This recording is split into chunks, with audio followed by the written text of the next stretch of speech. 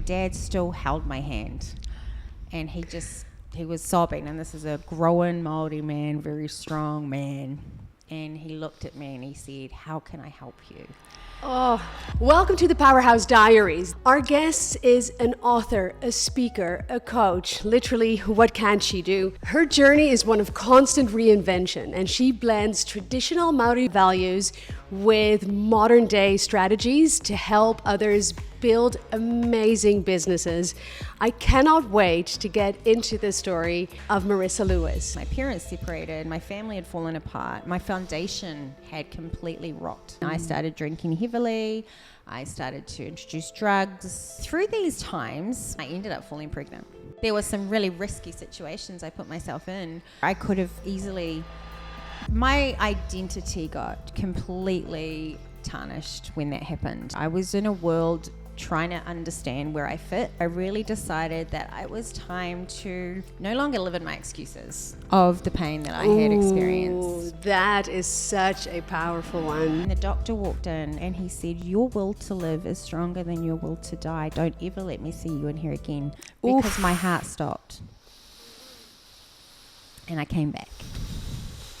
Dear Diary, today was one of the most terrifying yet profound moments of my life. I still see my father's tears sweeping down his face as he stood at the end of my hospital bed. This was after I'd accidentally overdosed, followed by the doctor telling me my will to live was much stronger than my will to die. As we walked out of the hospital, the shame that came over me, it was such a wake-up call, and it was time to answer my purpose. Welcome to the Powerhouse Diaries, the podcast for and by brave, bold, and badass business owners. If you're an entrepreneur who has outgrown those cookie-cutter business strategies and #girl boss cliches, you're in the right place. Because let's face it, entrepreneurship is at least equal parts messy buns and runny mascara as it is the highlight reel we see online. So let's get real. Real about what it really takes to build and run a quote-unquote successful business, blood, sweat, and margaritas included. I'm your host, Yaela, your rebellious entrepreneurial fairy godmother, and join me as I sit down with rockstar female founders for the most juicy, deep, and meaningfuls around success, life, and everything in between. Now it's time for you to step into your powerhouse era. Welcome to the Powerhouse Diaries, the podcast for and by brave, bold, and badass business owners. If you're an entrepreneur who has outgrown those cookie-cutter business strategies and #girl boss cliches, you're in the right place. Because let's face it, entrepreneurship is at least equal parts messy buns and runny mascara as it is the highlight reel we see online. So let's get real. Real about what it really takes to build and run a quote-unquote successful business, blood, sweat, and margaritas included. I'm your host, Yaela, your rebellious entrepreneurial fairy godmother, and join me as I sit down with rockstar female founders for the most juicy, deep, and meaningfuls around success, life, and everything in between. Now it's time for you to step into your powerhouse era. Welcome to the Powerhouse Diaries. This week, I am so excited about our guest, who is truly an inspiration. She is the ultimate example of turning your pain into purpose and really creating absolute magic from it. Our guest is an author, a speaker, a coach. Literally, what can she do? Her journey is one of constant reinvention, and she blends traditional Māori values with modern day strategies to help others build amazing businesses. I cannot wait to get into the story of Marissa Lewis. Kia ora. Kia ora. I'm so excited to have you here. My God, what an honor. And what a story. You're honestly one of the most embodied, exemplified people I know of turning, people talk about turning your mess into your message, your pain into your purpose, all these other cute alliterations. And it's all nice and fine. But hardly ever do I see it so truly lived and breathed as I do in you. I'd love to hear more about your story and how you got to this point. Oh, thank you for that beautiful acknowledgement. And, absolutely, I'm so privileged and honored to be here with you, Yaela. It's been such a journey, and I think as we uncover more of this conversation today, and hopefully the listeners are really excited about really hearing how in that way of embodiment, that's a big piece for me. So that was a real compliment, thank you, because it's something I certainly do commit to. And it took me a long time to really understand the difference between learning something and truly being able to walk it and embody it in every molecule in your body. So, I don't know really where you want me to start, but as you mentioned, I grew up north in Aotearoa, up Northland. I whakapapa back to the tribes, Ngāti Whātua and Ngāti Wai, for any of the global listeners. Those are Māori tribes, and that's where our ancestors have come from. And I actually wasn't always that connected to my te ao Māori and my whakapapa, and it was of no fault of mine. It was really at the time of my parents where they went through and obviously had a lot of their abilities to be able to even speak their own language stripped from them. So Absolutely. What was probably more the grandparents, and then it filtered into my parents. So it really was, we still had influence of our beautiful tikanga within our whānau and our family. Tikanga is really our values. Yes. Just for the listeners who may not understand. Yeah, I think that's important because we have people from all course. over the world. Of course. And it's so beautiful to actually hear you speak in te reo Māori and the real words, because they carry so much more weight, but might require a little subtitle left or right. Oh yeah, and that's totally fine. And I do get it because I also podcast, of course, as you know. But it's to be fair, how you asked me a question, how did I truly get here? I mean, it's for me, I truly believe that we are spiritual beings in a human experience, and then we go home. And so I feel like my beautiful wairua, my spirit, has come here to really live, to really experience a lot of different angles and understandings. And at the time of all the pain and at the time of all the darkness, it obviously wasn't clear as to where I was going to use that. And I was incredibly blessed after a very hard teenage experience, pretty much since my parents separated, this is a common story. It's not like I haven't spoken of it before. But my parents separated when I was 10. I had a beautiful upbringing. I really did. And I am one of 7, so I'm the baby of 7 siblings. And, my identity got completely tarnished when that happened. I was in a world trying to understand where I fit when my parents separated. And so the journey for me truly began there. And obviously I didn't know that at the time. It was only when I truly committed to my transformation and healing, probably I'd say 15 years ago. Now I'm 44 in 3 weeks. Exciting. But yeah, I think it was about maybe my early 30s where I really decided that it was time to no longer live in my excuses of the pain that I had experienced. That is such a powerful one. And it wasn't until I actually nearly died that I got the awareness of, or the opportunity to really change the lens and my perspective. So I used to play with fire. I've done it all. Again, there was a lot of things that I felt that were out of my control through that kind of coming from that 10-year-old into a young teenager. It was at a very young age, I actually was, I would probably say, in a situation I should never have been in. I was drunk. And at the time, I didn't really see different. I guess there was a part of me or a piece of me, maybe my inner child was seeking that validation and approval. And unfortunately, it went a lot further than it should have, and I ended up falling pregnant. Wow. I was 13. Oh, my God. I was still a baby. And, I remember in that moment, I couldn't really understand what was going on for me. As I said, I was still trying to navigate this identity of myself in this new way with my parents separated. My family had fallen apart. My foundation had completely rocked. It was a little bit like rumbling of a volcano. Yeah. And it was coming up through me. And so I started to explore, and I didn't go through with that pregnancy. And that is a decision at the time that I regretted deeply.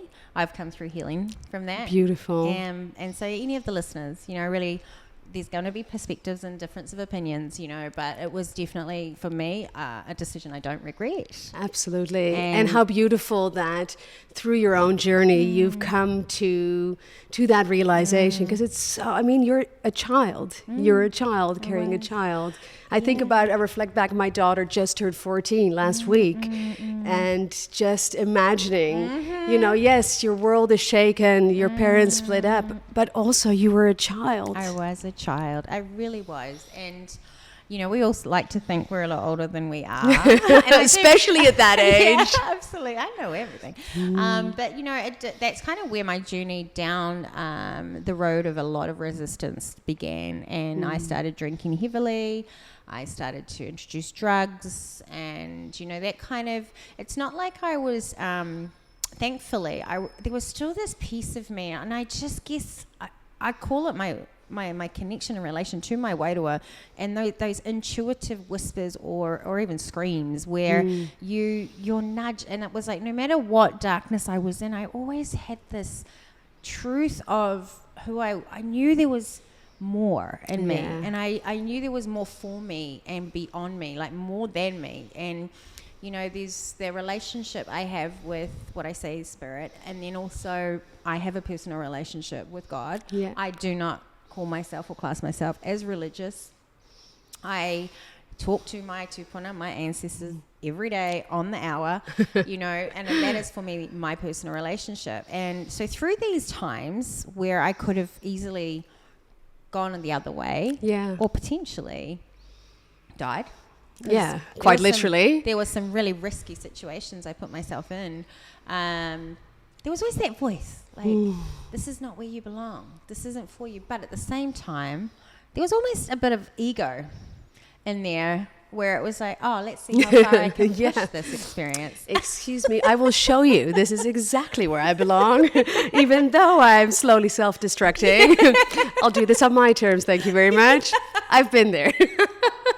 Pretty much. And so, that was really the journey. And this is just in a really short space because I know, we don't have all day.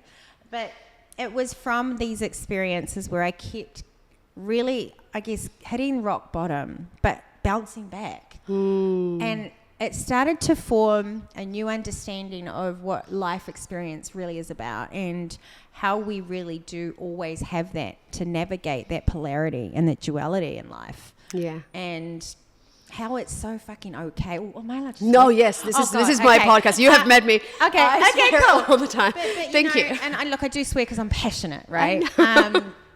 But when I'm speaking about this, because there were so many times my self-worth was so low. And although on the outside, people thought I was confident and beautiful and happy, I was completely broken, or I felt broken. I felt defeated.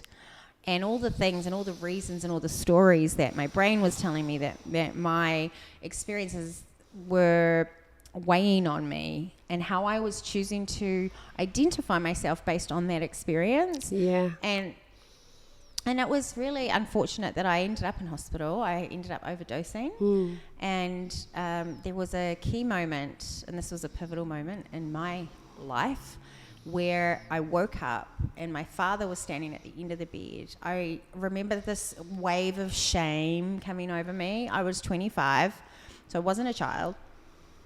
I was actually very successful in my corporate career, though. So I was one of those what I call white collar addicts. That's what I class myself as. But yeah, so that moment, and then the doctor walked in and he leaned over and he said, "Your will to live is stronger than your will to die. Don't ever let me see you in here again." Because my heart stopped. And I came back. So that was, for me, where everything changed. And I remember walking out. I was barefoot walking out. I had obviously been stripped of my clothing, so I had no bra on. And my dad still held my hand. And he was sobbing, and this is a grown Māori man, very strong man. And he looked at me and he said, "How can I help you?" Oh. And this was the first time I felt like someone had actually cared enough. Because I think when we journey into destruction and self-destruction, the more we do it and the more people notice it, and the important people in our lives, although we're almost screaming for help, we're so stubborn and we don't ask for it. And then they don't know how to navigate it because, you know, their experience of you is all of a sudden this different person. And so there was a real lack and breakdown of communication between me and my family, even though deep down they wanted to help, but they didn't know how. Yeah.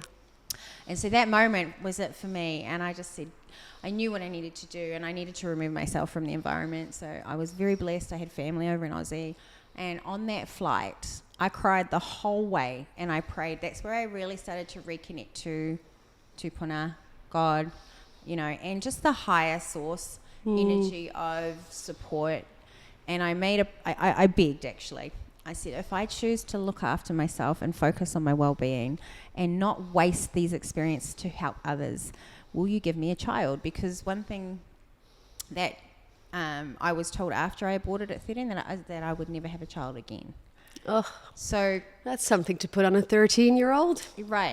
So beautiful. It was, I thought I wouldn't and I couldn't. And so, you know, as I said, I was the youngest of 7.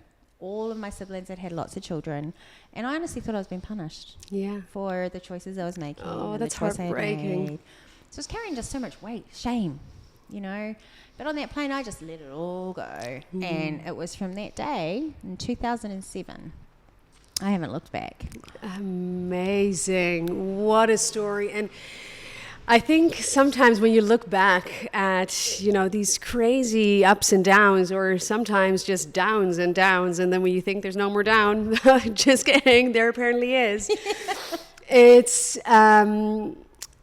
in hindsight, you think, like, why did it need to get this bad? Right. Because it seems so obvious now. Right.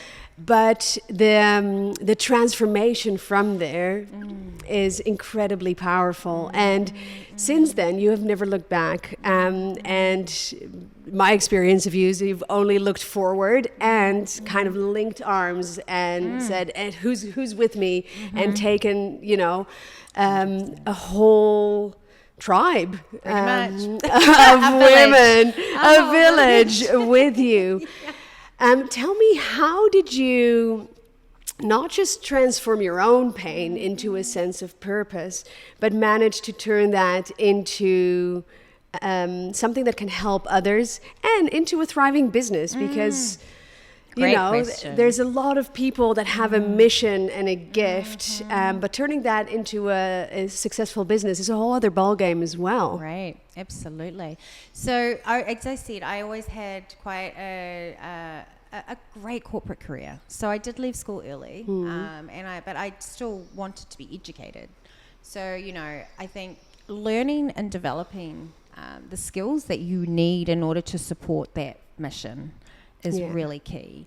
And so I still navigated through, what do I need? You know, asking myself those questions.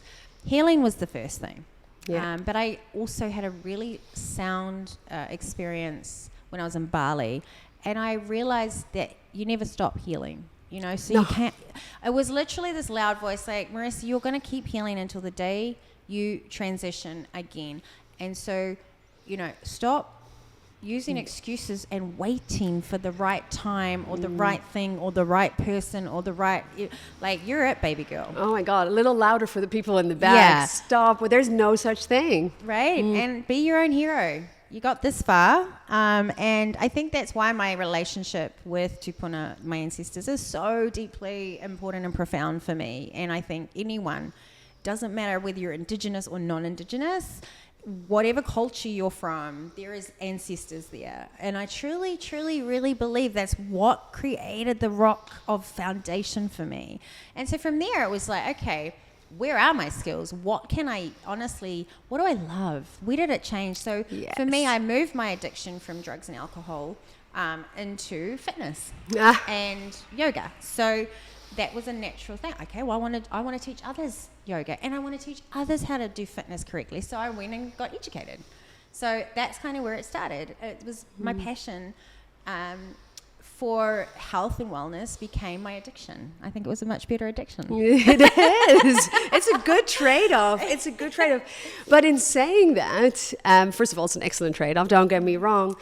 But I have experienced also firsthand that with that switch of kind of an addiction, an obsession that serves a certain purpose, be it, numbing or avoiding something, you can switch it into something a lot more healthy. Doesn't mean it's not still kind of 100%. Obsessive. Oh, 100%. Yes. And then I can see you're like, oh yes, girl, I know. I'm like, me too. I think that's still a work in progress for me. I think we often drift into the old patterns and highways we have, right? Yes. So we're used to creating so much busyness, especially if we're feeling that gap or that void. And so that busyness becomes the fulfillment, but in a way that it leads us to burnout. And especially as female entrepreneurs, leaders in our lives, mothers, I think I've recently been learning from some really key people who are actually based on science and research, and this is actually a really exciting conversation I want to bring to the table, and that is around our energy and syncing cycles with being women. Yes, I've been reading up on that so much. It's actually crazy how not according to the norm, how non-mainstream that is. Right. Given that half the population is female and, tends to bleed. Well, what I have learned is that, the way that we're designed to work and the way we've been educated to work is based on a male, on a tani. Yeah. Energy cycle, which is 24 hours. Ours is 28 days. So it is only natural that whilst we're trying to juggle being mothers, parents, and create a business from the scratch up, shifting out of being a mom into business, or shifting out of in a career into a business, or even staying in a career but trying to do it differently. The expectations we put on ourselves are more than anybody else could possibly put on us. Right? It's brutal. It is a forever, for me, work in progress. And it's about catching yourself, I think, and you get better at it. But you don't want to hit burnout. It's not fun. No, been there, done that. Yeah, I think a lot of your listeners have been there, done that in some way, shape, or form. And it's that bone-tired burnout. Yeah. Right?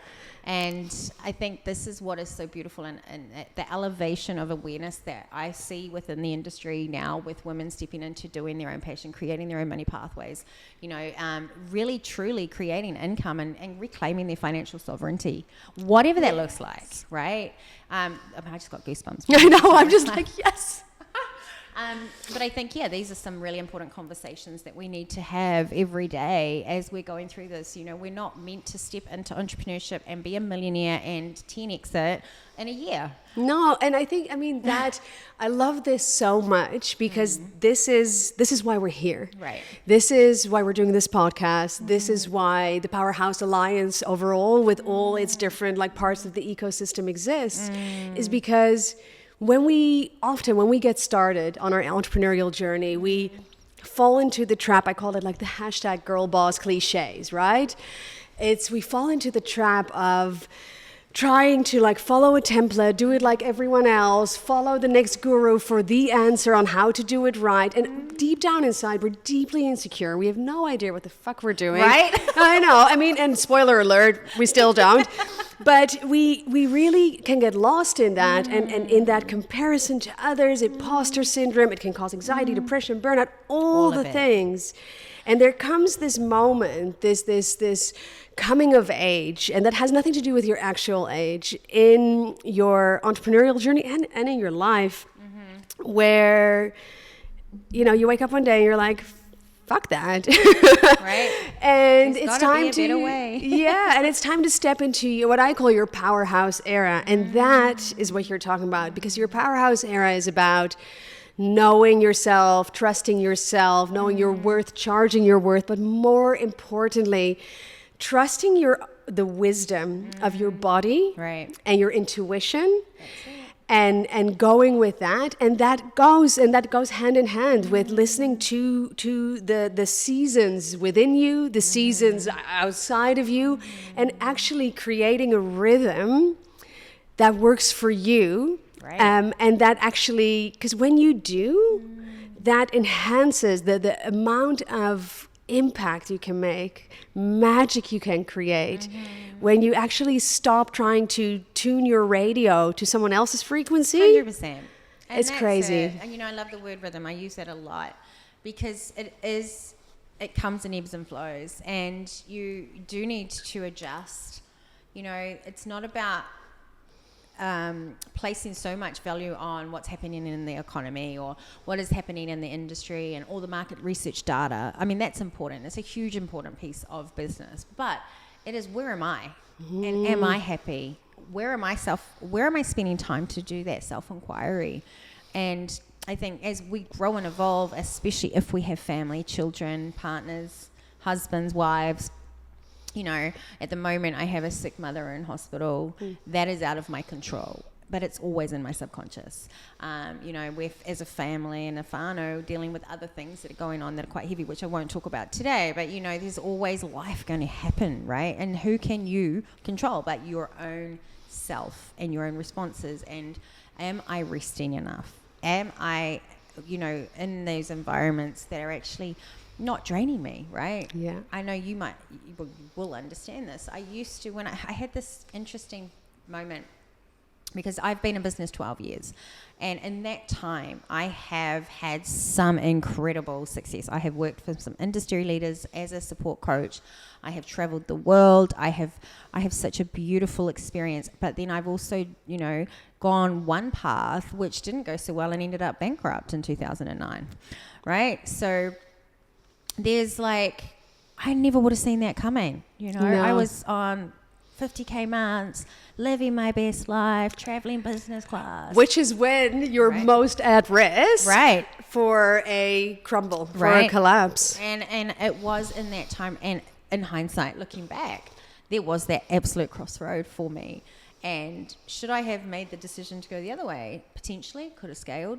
But I got distracted by these shiny objects and what at the time I thought was still people pleasing. Right? I was making decisions from the wrong space and place because I wasn't tuned into myself. I got too caught up out here. Even with all the knowledge and wisdom that I had, all of the tools I had in my kete and my little, you know, basket, spiritual tool belt. And I think, you know, it is such an important conversation. Like you said, I still wake up today and I have days where I don't know what the fuck I'm doing. Yeah, and that's okay. Right. Actually, I think it's more than okay, if I'm honest. Yes. I think the most dangerous place you can get to as an entrepreneur, but also, for example, in relationship, is thinking you have the answers, thinking you know. The second you think you know, you stop asking and you stop looking and you stop being open. Right. So I think those days where that not knowing feels a bit more overwhelming than others are actually such a gift, because it forces you to open your eyes, kind of put on a different perspective, different lens, different hat. And when I think I know, I don't look, I don't listen. And that's when it slowly dies. And it's usually often a little too late. Like you're in it already, right? And it's not till you're in it that you're like, oh my gosh, that's right. And that's natural too. Like the one thing I love to, you know, share with my audience and my communities is that, you know, you actually are here to be a human as well. You're allowed to get it wrong, but you actually can't get it wrong, because no matter what you decide, you are going to have a lesson or a blessing. Absolutely. And, you know, I mean, it's cliche. We hear it all the time. There's no such thing as failure. I'm like gunning to fail 100 times. Yes. Because I know that's the way I'm going to Failing forward, baby. That's it. And it's like, if I'm in the arena, I'm happy to be punched in the face because I'm in the arena and I'm at least giving it a go. And I think so many of the listeners, you know, will be potentially already, you know, in business or in their careers that they love, but maybe there is that part of them that they're just so terrified because they might like get it wrong. But it's like, I honestly don't believe we can ever get it wrong. I think that is so powerful. And what I have found as well in my own life and with all my clients as well, is that we tend to confuse fear of failure for fear of success. Oh, yeah. I think so many of us deep down inside are more scared of who they get to become if it actually works. Right on. and what they get to face off with, which is something that I respect so much in you, is that radical self-responsibility and looking back and taking the lessons and the blessings, which is the same thing in my opinion, from every situation, and moving on from that experience. But I think we often say we're afraid we're going to fail when, what if I succeed? And what does that mean? Does that mean that I'm actually in the driver's seat of my life? Right. So that I need to actually look at all the other areas where I'm maybe out of alignment? No doubt. I think one of the most beautiful conversations I've had recently was around this. And, it is so terrifying, and it's such a huge responsibility to step into your purpose. Oof. It's like, fuck. Is that really what you want me to do? Like, is this the hill I die on? Right. Really? It's like, it is just so much easier to say, oh no, I can't be bothered, or I want to stay asleep, or unconscious. I'm speaking consciously asleep. But you're going to shift in and out of both, and I actually love it. I love that I get to be both. Like, I schedule in my human days. I really do. I love that. This is my time to be human. Right? I actually don't want to have to think, because it requires so much of you to be in your purpose and to continue walking and to be obedient with those whispers that you hear, That is huge. Tell me more about scheduling your human days, though. Right, yeah. And then I'll come back to the whispers, because I think a lot of entrepreneurs watch all these amazing leaders out there, and that you've got 50-50. Half of them are telling you just to go and sit under a tree literally and manifest, and you'll get everything you want. You'll be fine. There's a tree next to you. And the others are like, you don't fucking sleep, you sleep when you're dead, right? You hustle. You've got to find your own rhythm, as you said. But for me, I love Netflix and pizza and just watching. Chill. Yeah, just Netflix chill. and chill. I love it. I don't always have to be on. And, I still have a family who are not quite as, choosing to be as conscious, and they don't want to be. Yeah. Right. But I love them. So I want to integrate into their lives too, Yeah. And so my days are either a Saturday or a Sunday. It just depends what I have on. Yeah. And I literally just wake up, and it's like, what do I feel like doing today? And it's like, I have zero guilt if it's on the couch eating junk food with my beautiful man and watching a whole season of Netflix. Oh, I love that, because that's the same, what you were just saying about the gurus, either preaching, the one or the other, quite extreme. I always talk to my clients and remind myself, not often enough, in all fairness, but about the concept, or it's a made-up word. I made it up, but it's not a real concept. It is now. I said it. Yeah. My clients have been using the word for years. It's called flussel. And flussel is that sweet spot between flow and hustle, but it's not like the middle point. Because when you're in flow, everyone, is preaching, oh, you should be in flow state, and it's great, it's great when you're feeling super aligned, but it's kind of like being on a river on a unicorn floaty. And it's chill, and you're like bobbing along, and you're seeing cool things, but there's no sense of direction. You can't stop because you don't know where you're going, because you're on a unicorn floaty. And the hustle side is kind of, I'm rowing, but I'm rowing upstream, and I'm going so hard, and I'm getting to where I want to go, but I'll never get any further, because I'm not going to just, leisurely row upstream a little further. Right. And both, are in their most extremes, not necessarily serving. And every season of our business, of our life, of our cycle, calls for that lever to kind of move in between. And what you're saying, it's the same for your humanness, right? If one end is, the super spiritual aligned, Yeah. I think I'm sharing this perspective just so the listeners understand. When I became a yoga teacher, and I'm also a breathwork facilitator, I went through a massive spiritual ego, right at the beginning of that journey. And I really genuinely look at it now and I cringe. Yeah. I think that there is just, like you said, everybody's got their own journey and their own walk. It's about finding the things and the practices that support you to be happy. Yeah. Like, that is where I start my day. It's not I have to read 10 pages of a book, or I have to do a 5K walk. Or I literally wake up and I go, all right, baby girl, what do you need? You know, like I speak to my inner child. I check in with myself. I might put on some positive affirmations because that does uplift me. And, you know, and then I just get to work. It's like, okay, because if we can create that joyful experience and vibration and frequency from our body to, you know, flow up and flow down. Like you're speaking about the river. Well, I was about to use an example of the awa, which is the river. Awa is Māori for river. We are, 90% water, right? Bruce Lee said it best, right? Be like water. Yeah. When you can just flow with the truth of the current, and whether it's an obvious current or an undercurrent, nothing can attach to you.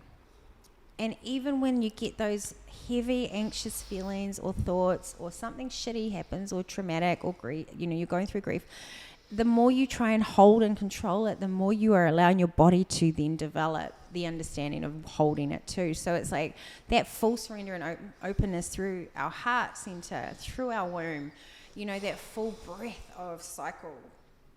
That is, you know, because we're meant to, like the skin that we have here is just skin and bones. And I mean, we need it in order to, you know, stay alive. But it is like, how do you close your eyes and think more spaciousness and what's out here, and how do we move and flow? And like when I speak of mental health and anxiety, like I was actually diagnosed at 18 as a severe high functioning anxious person, and they put me onto Xanax, 2 milligrams.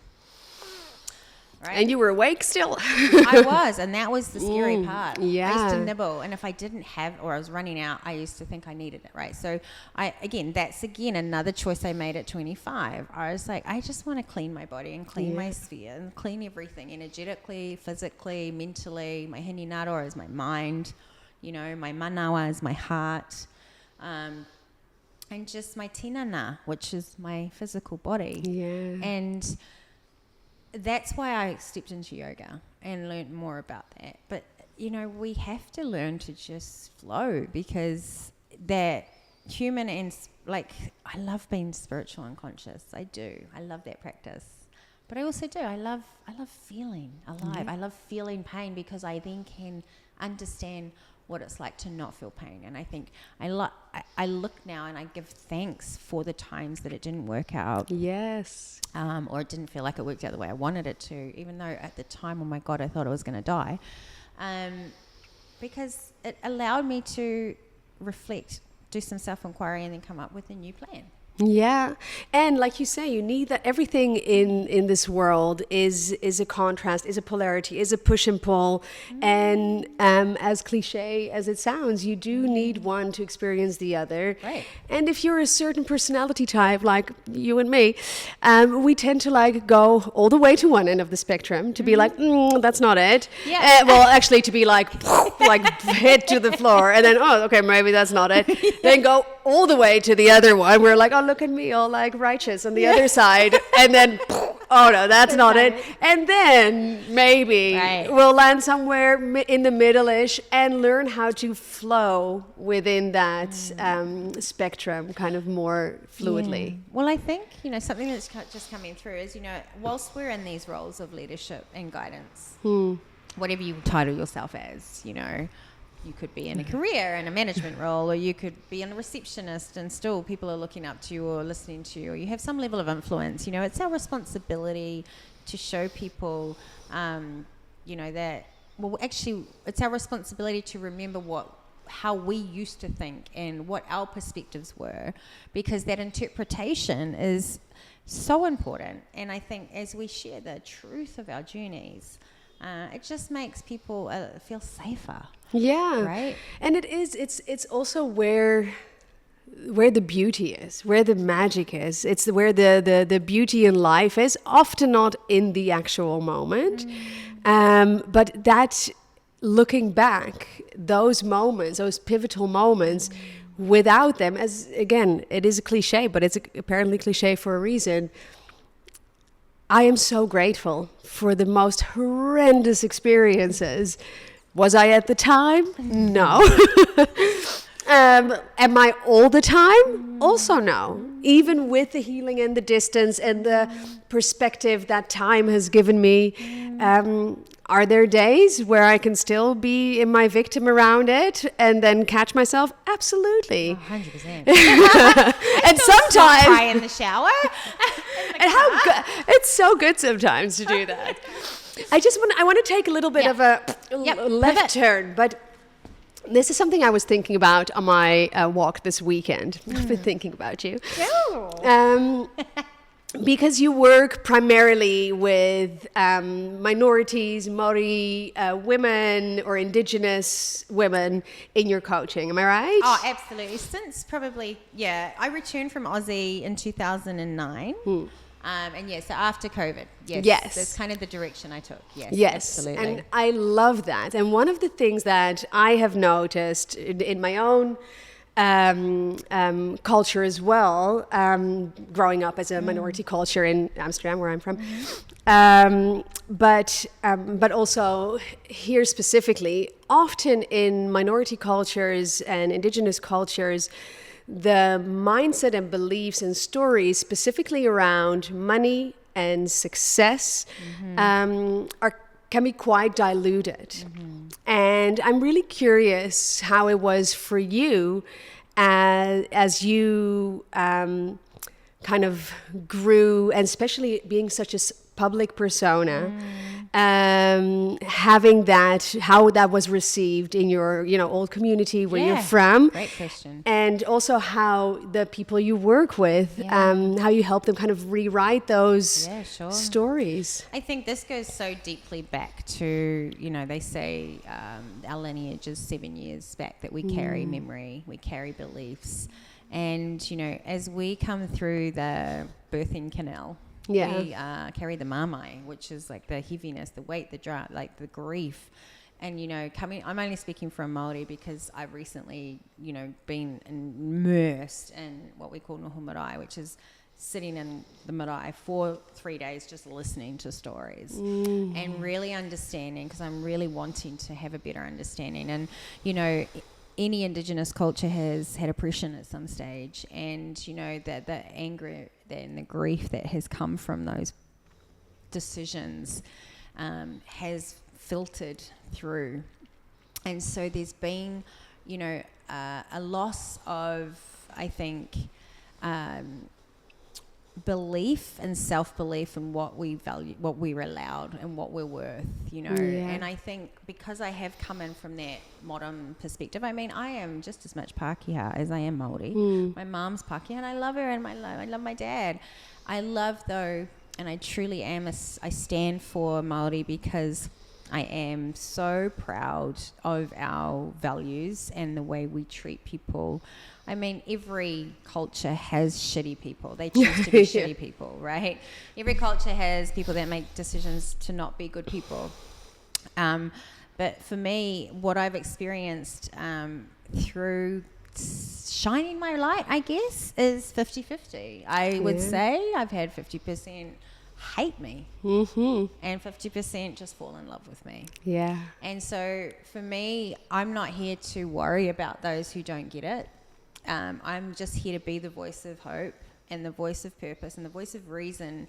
And it's interesting, the level of excellence in the Māori women I get to work with are high-level government people, they're high-level business owners or in careers, and they're so good at what they do, and their skills are incredible. And I feel imposter syndrome sometimes when I'm speaking with them. I just have to check myself that they've hired me as their coach.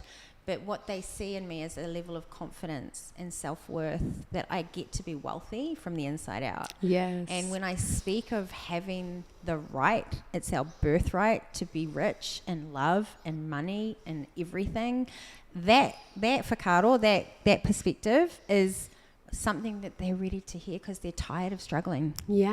And it's not just struggling financially, it's struggling with the battles of their own passions and having that constant push but not knowing what way to, and to be seen. It was not normal in our culture to be seen. No, absolutely not. It's don't be too loud. Be humble. Exactly. Right? Beautiful, and such incredibly important work to be sharing that, because there are I think the world as a whole would be so much better off with more female founders really owning their worth, stepping into their worth, telling their story, sharing their gifts. And as much as we know, we don't need a permission slip. What a gift that you get to be a permission slip and see what they bring forward. So I'm beyond excited. That was excited. It was like half anxiety, half excited. Anxiety. I'm beyond excited. There's no anxiety there. My God, time flies. I could sit here. I could sit here and talk to you for ages. We usually close the podcast with a bit of a flipping of the script. Right. And ask you if there's any questions you would like to ask me. Yeah, I absolutely would. I was just thinking recently, I know you had some time off, so per se, right? And I think it would be really valuable for your listeners and any of mine that we share this podcast with. You know, what was it for you that made you, number one, no, I don't need to know the reason, sorry, but what happened for you in order to say, I need a break? And then what happened in order for you to say, I'm ready to go again? Oh, I love that. Ooh, you know what? It's funny. You talked before about, you know, having done all this work and all this healing and having all this awareness, and then still not always being able to kind of apply it to yourself. So I really would love to tell the story of me, you know, coming to this point where I finally looked myself in the mirror and saw I need to take a step back. But obviously that didn't happen.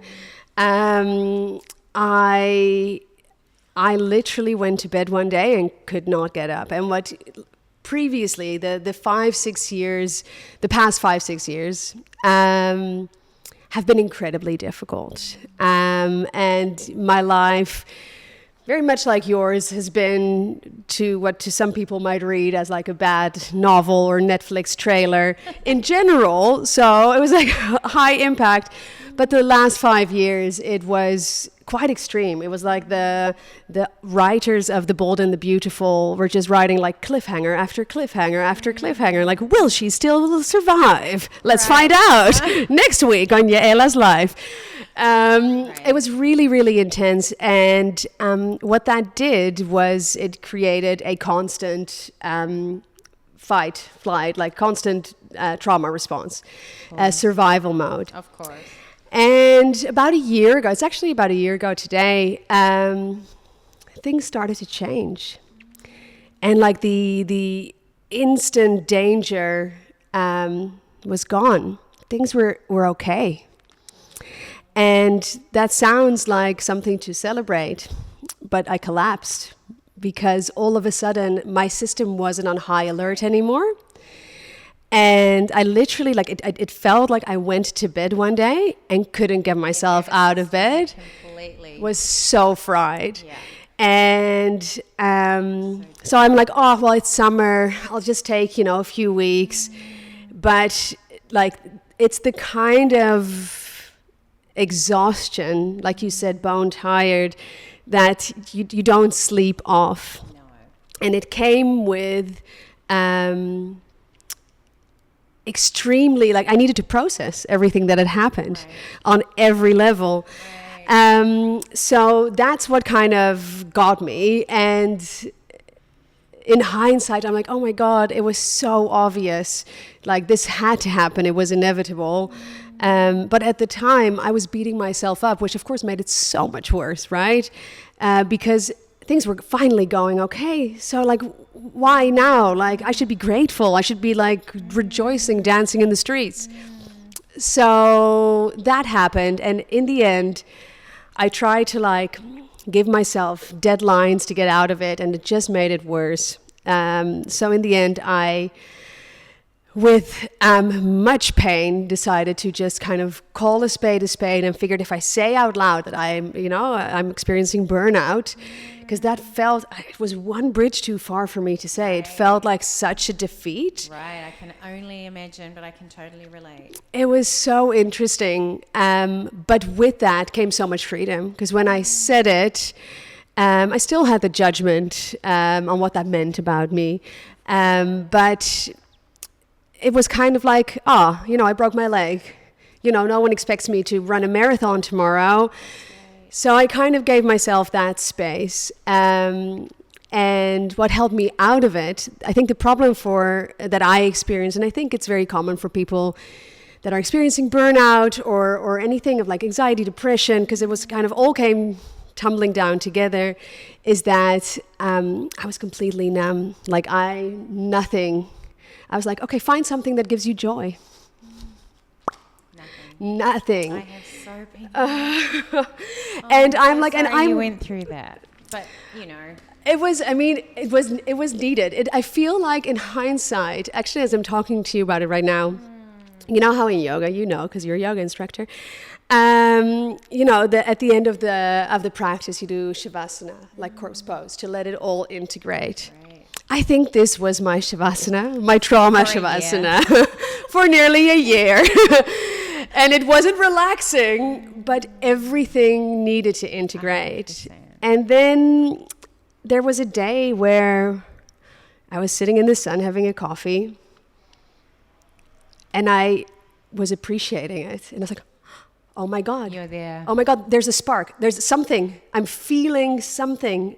The sun on my face.